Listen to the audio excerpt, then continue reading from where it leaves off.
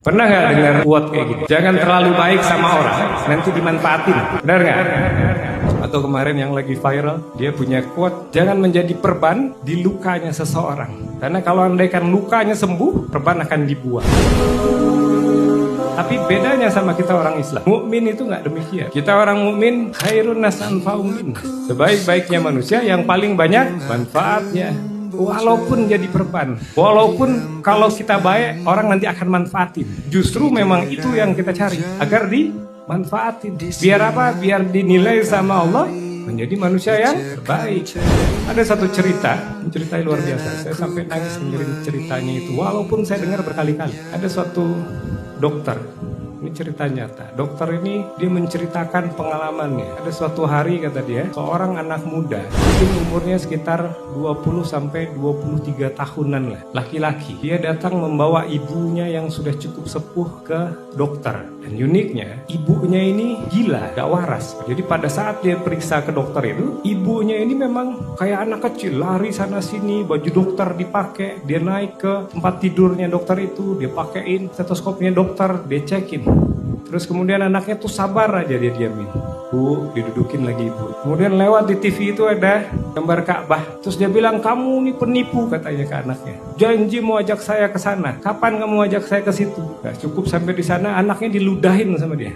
Kata dia, bohong kamu, kata dia gitu kan. Dijambak tuh anaknya. Tarikin bajunya, gara-gara belum berangkat umroh juga. Karena adanya janji katanya mau diajakin ke Mekah. Sampai akhirnya dokternya itu gak kuat.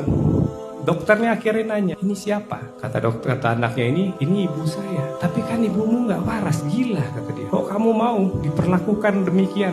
Tapi jawaban si anak ini yang bikin dokternya itu pun juga akhirnya nangis. Kata anaknya adalah, memang dia tidak tahu kalau saya anaknya. Memang dia tidak tahu kalau saya berbuat baik kepadanya. Tapi Tuhannya ibuku tahu kalau aku adalah anak yang bakti kepada ibu. Dokternya dengar itu, masuk ke ruangan, nangis dia. Sebagai cinta yang memahami. Kata dokternya, saya udah sering dengar cerita tentang birrul walidain, tentang bakti ke orang tua, tapi baru ini di depan mata birrul walidain yang benar-benar luar biasa.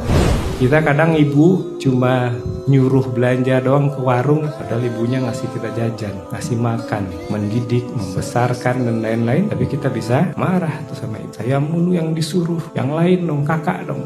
Nggak pernah diludahin, nggak pernah dijambak, tapi kita malah kadang melawan ke orang tua, nggak bakti.